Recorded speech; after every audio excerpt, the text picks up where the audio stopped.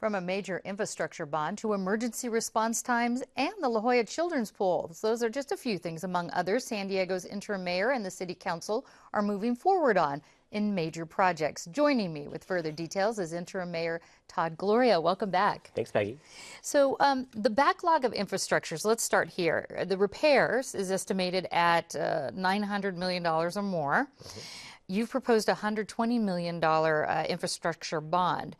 How is that gap going to be made up? Well, time will tell. You know, the $120 million bond offering is a reflection of what we can afford financially as a city at this moment in time and what we can realistically get done. I mean, if we had $1 billion tomorrow, we couldn't deploy enough projects with the staff that we have.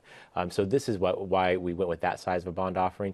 We're continuing to work on a 5-year plan to sort of anticipate our needs and what we can afford and whatnot, and that will come before the council in the next few months. And where would that extra gap money come from? Well, some of that will be additional bond capacity backed by the city's general fund, but ultimately there's going to be a gap there, and what we're going to have to do is go to the voters and ask them what they'd like to see. It may be that you don't want anything else done and you're okay, or maybe you want to do something bigger, but ultimately that's a question I think the voters will have to anticipate.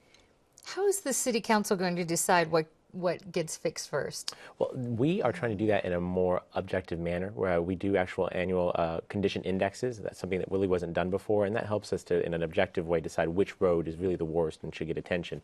We're also soliciting public input now in a way that we really haven't before. So those things combined also with professional input. You know, we have some areas where fire capabilities are not what they need to be, like in Skyline or on Home Avenue, and so you'll see money in the bond to try and address that as well. So it's all those things coming together in a comprehensive strategy. Before we get on to the emergency services, there's a meeting Wednesday night. Tell us a little about that, right? Is that correct for the bond issues and infrastructure issues? Well, also part of this comprehensive effort, again, is getting more public input. There are workshops being held in every council district. The next one is in Council District 4 on Wednesday, and I encourage any San Diegan to go and give their input. Let's revisit that emergency response, especially in some of the city's poorest neighborhoods. Yes. There's been a lot of concern over emergency response delays. How much of this money will be used to address that? Do we know yet?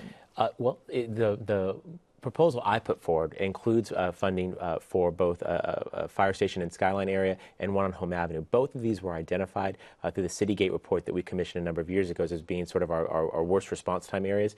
There's been, obviously, as you mentioned, a lot of public discussion of this, a lot of good journalism around it, and that's reflected in this offering. We hear you. We're listening. I'm paying attention, and that's why I put it in the bond. Let's talk about the city charter. City Hall is trying to overhaul that, I understand, or at least make some changes to it. What is that process like, and what are some of the highlights as far as what needs to be changed in that, in your opinion? Well, you have seen both our city attorney and our council president pro tem, Sherry Leitner, both say, you know, time has come for us to amend our charter. We have a number of issues unrelated to the recall process and some of the things that we saw around the previous mayor, other things involving lots of different stuff.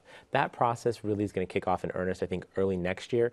It'll involve a citizens committee that will go out and spend time really studying the issue, developing a series of recommendations to put to the voters.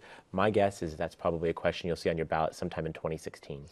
And I think we have enough time to tackle this. Tomorrow the City Council is going to be asked to declare the La Jolla Children's Pool a habitat during harbor seal birthing seasons.